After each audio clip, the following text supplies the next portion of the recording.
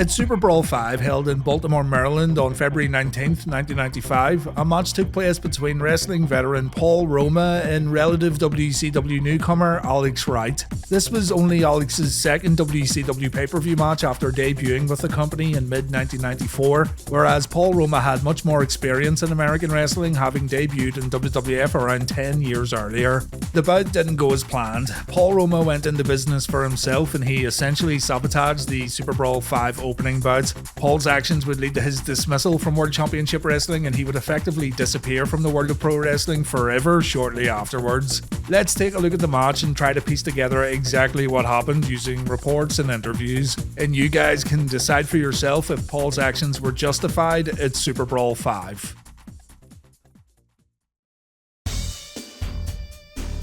Alex Wright first wrestled for WCW during a tour of Germany in March of 1994. His first match under the WCW banner was against none other than Paul Roma, and Alex lost the bout in his home country. Alex would then travel to Atlanta, Georgia for a few dark matches during Saturday night tapings at Center Stage, and then he'd return to Germany to finish up some business at home. WCW then began promoting the arrival of this newcomer on TV, and Alex went on a win streak as soon as his run properly started. Fans, however, were unsure how to react to Alex when he came out as a babyface, looking extremely clean cut and pulling off these sick dance moves right here. Alex would dance while an electronic song named Warped Mind by English composer Dominic Glynn played in the background, while female fans or plants went crazy for Das Wunderkind. It's one of those things that's so awesome and kind of funny to look back at today, but back then you could see why some fans were maybe a little unsure about Alex, especially the old school WCW diehards.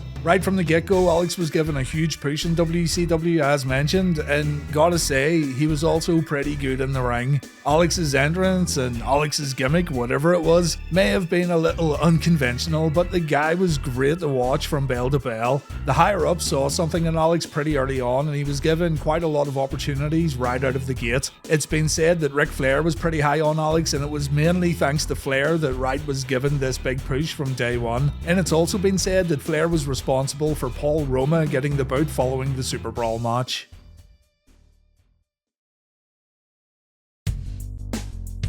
Paul Roma came into WWF in the mid-80s as a job guy. After around a year or so in the company, he began getting a few wins here and there at house shows, and eventually he'd start winning lower card matches on TV. When Roma stepped up to the big boys of WWF though, he would still take losses, but he still had a whole career ahead of him at this point. In 1987, he began teaming up with Jim Powers, another lower card guy at the time, and they created the Young Stallions tag team. The Young Stallions had ups and downs. They did get some big upset victories on TV, and fans were becoming more receptive of the tag team as time went on, but reportedly the two men didn't get along backstage. Vince McMahon stopped their push, they fell to the bottom of the tag team totem pole, and when Roma began working singles again, he stayed in the lower mid-card. The formation of Power and Glory greatly helped Roma get back on TV on a much more regular basis. The tag team of Hercules Hernandez and Paul Roma would face the likes of the Rockers, the Hart Foundation and the Legion of Doom on TV, and while they weren't nearly as successful as any of those aforementioned teams, they were still becoming regulars at WWF shows and they were still getting booked pretty consistently. Still though, throughout his whole WWF tenure, Paul Roma was never able to break out from the mid-card tier. He had a great look and he was also pretty solid in the ring,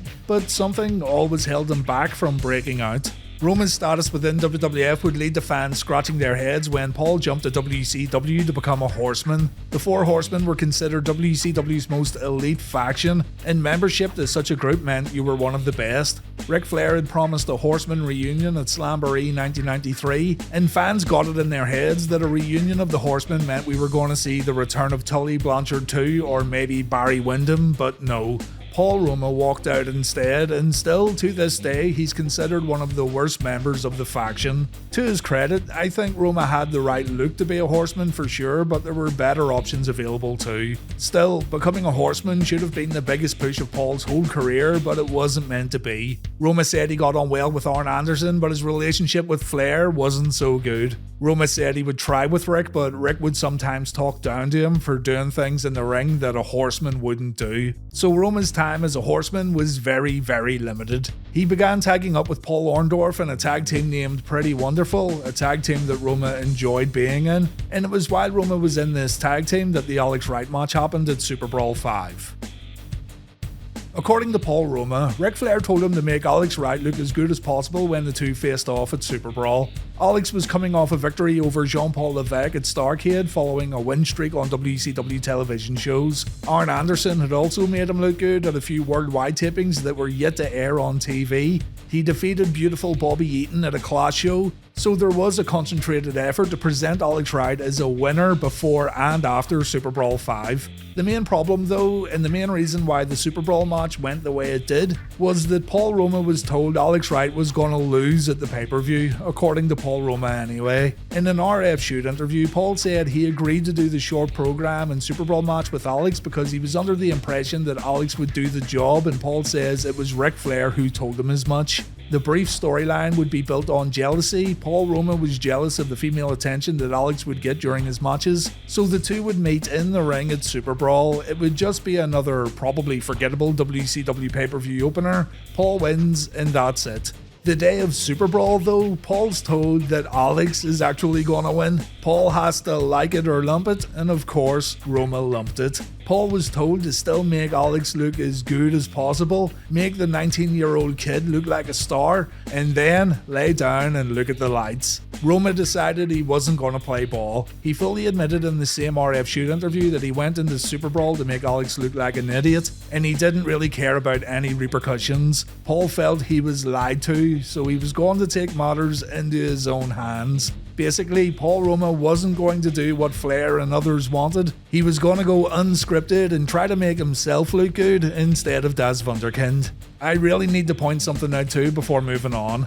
Many people have said that Paul Roma wasn't a bad guy at all. Fans who have met him all tell the same story. He's down to earth, he's genuine, and he's nice to be around. It's very easy to paint Paul as the villain here, and indeed there has to be a certain degree of respect and trust when you get in the ring with a guy. But in Paul's mind, he was doing the right thing after being lied to. It just so happens that a youngster like Alex Wright was on the other side of the ring. On the flip side of that though, you gotta wonder if Roma would have went through with this if he was scheduled to face someone like Vader or Sting or Randy Savage. Here's a clip from Cheap Heat Productions podcast though that gives some insight into what happened before Roma stepped out for the match. So I looked on the board and I just say, hey Rick, what do you want?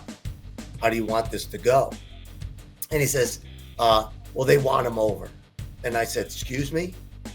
And they said, they want him over. I said, what are you talking about? I said, we had an agreement that I didn't have to do the job on pay-per-view. I said, you know, he goes, well, the office, it came down from the office. He goes, well, it's changed. And I said, what do you mean it's changed? He said, well, the office wants it this way. I said, oh, the office wants it this way. Because I didn't believe him. Yeah. I figured it was coming right from him.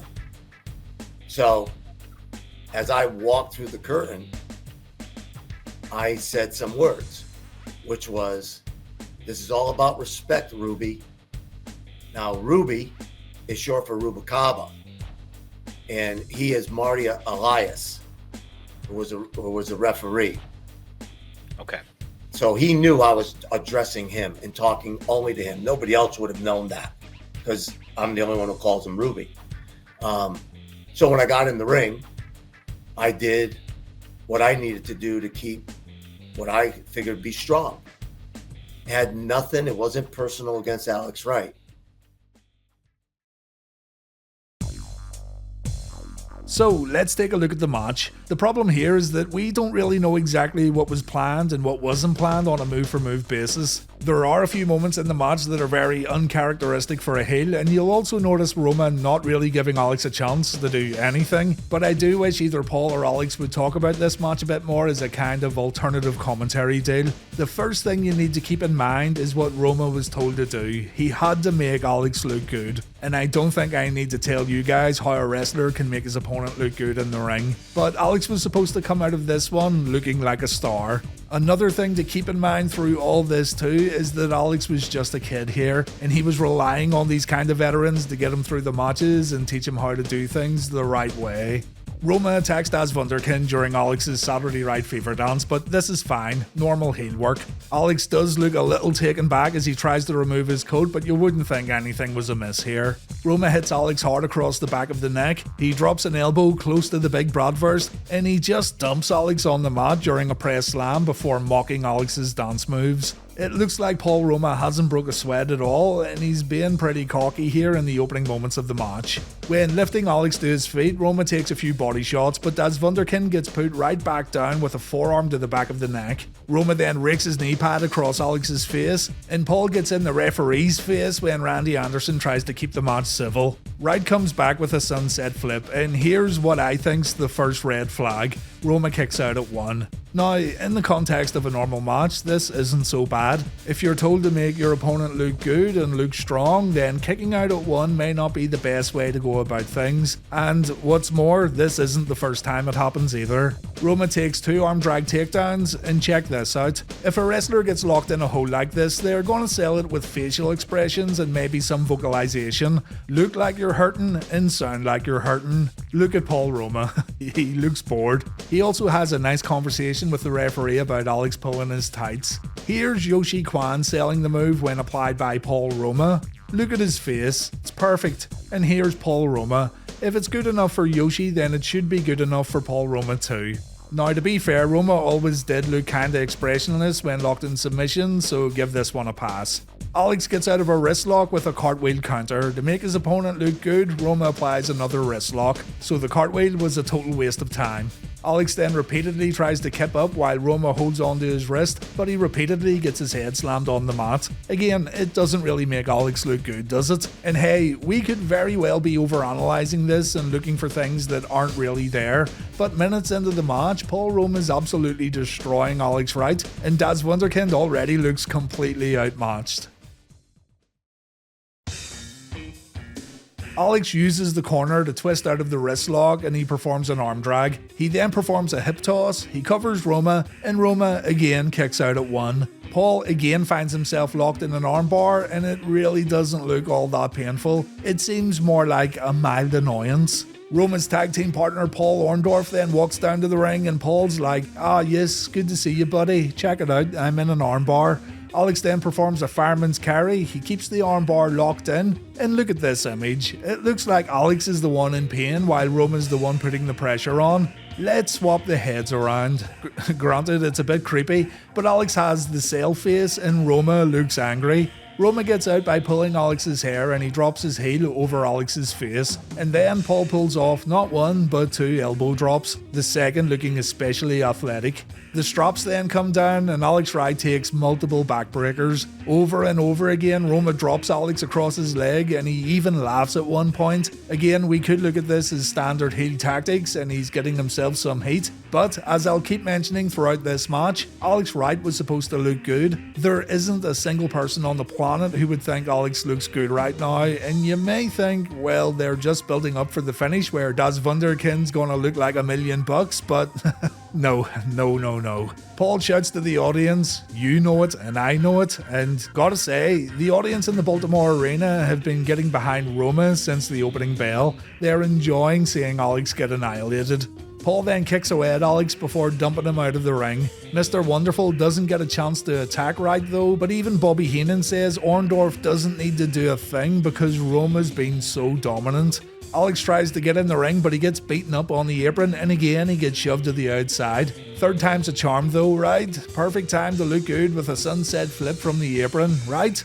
Wrong. Roma decks Alex and Alex slams on the mat while still looking like a loser. You get the feeling that Alex is getting a little fed up because he too kicks out at 1 when Paul covers him. Alex then tries to once again build momentum, he goes for a backslide, and after a prolonged struggle to get Roman's shoulders on the mat, Paul kicks out at 1. It's actually unbelievable. Paul does stay down for 2 when he gets caught out with a small package, but he makes Alex pay for it. Paul immediately gets up, he drops a forearm before laying in a ton of kicks. He then claws at Alex's face in the corner while maintaining this sadistic look on his own face. And poor Alex looks totally defeated after getting his eyes gouged in the corner. Look at this guy and ask yourself, does he look good right now?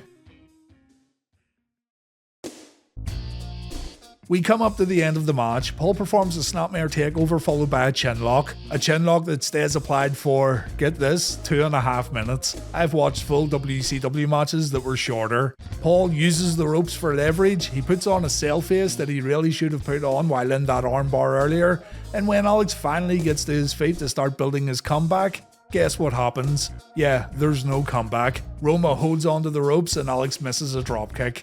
It's at this point when we see the most spectacular move of the match. Roma goes to the top rope without using his hands. He raises his arms in the air and he pulls off one of the best elbow drops you'll ever see in your life. It's good, really good, and Paul Roma celebrates his big moment like he just won the world belt at Starrcade. It's such an over-the-top celebration, and yes, this match could just be described as how to be a dick, but you gotta admit, that elbow drop was incredible. The nonsense continues when Roma covers Alex, but then he pulls his head up. Make him look good, Paul, that's how it's done. Alex manages to dodge a corner attack as Wunderkind finally builds a little momentum with a few right hands and a few European uppercuts. Alex then shoots Roma off the ropes for a hip toss, but Paul's like, nope, not today, and the move looks absolutely horrible. If you look at that again, you can see Paul not giving Alex his arm and instead deciding to keep it as close to his body as possible. And then we get the big finish. Alex delivers a jumping back kick before going for his signature crossbody. The two overshoot the landing and Alex's feet are outside the ropes, but this doesn't stop Randy Anderson counting and it doesn't stop Paul Orndorff from pulling Alex's legs to break the cover. Roma then body slams Alex. He has a conversation with Paul at the ropes. Alex hits a dropkick from behind and Roma gets schoolboyed. Roma decides he's going to kick out at 2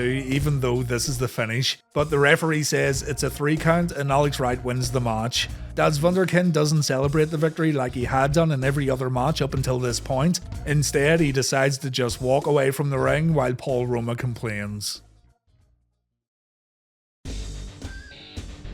According to Paul, when he got backstage, everyone loved the match and everyone was telling him how great it went. The next day, he received a FedEx letter that stated he had just lost his job, and Paul also said that Ric Flair called him on the phone, confirming that Paul was getting fired due to his conduct in the SuperBrawl Alex Wright match. Paul finished up his dates with WCW, jobbing to Alex Wright a further 4 times at house shows and losing tag team matches on TV. His final WCW match was against Flair and Brian Pillman 1 month after the SuperBrawl match, and Paul Roma was gone from WCW forever. He did get 2 dark matches on WWF Shotgun Saturday Night in late 1997, but he wasn't rehired by WWF. Daz Wunderkind, meanwhile, would have a decent little run in WCW where he stayed until the doors shut.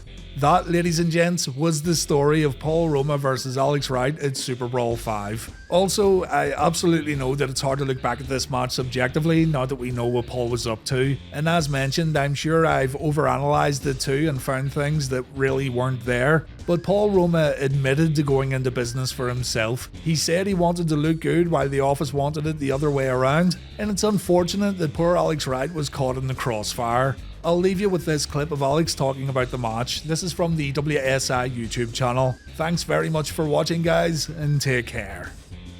The problem was that I think he didn't like the order what the office gave him, and he was pissed actually at the office, and I was the guy who got it out. You know, I mean, we had a totally different plan, and he just switched everything around, and it was very sad and very unprofessional because I could have had such a great match with him, and he could have taught me so much if he wanted to, but he didn't. And in my opinion, it was not professional, you know, to act that way, because it wasn't my fault that the order came like it was, you know. And I didn't fight back that much in that match because, like I said before, I was like, what was it, 99? Or when this was was it? 1995, so you're only with the company about a year. Yeah, so being new in the company and being just 19 years old, you know, I thought I was afraid to lose my job if I would fight back in that match. And that's it.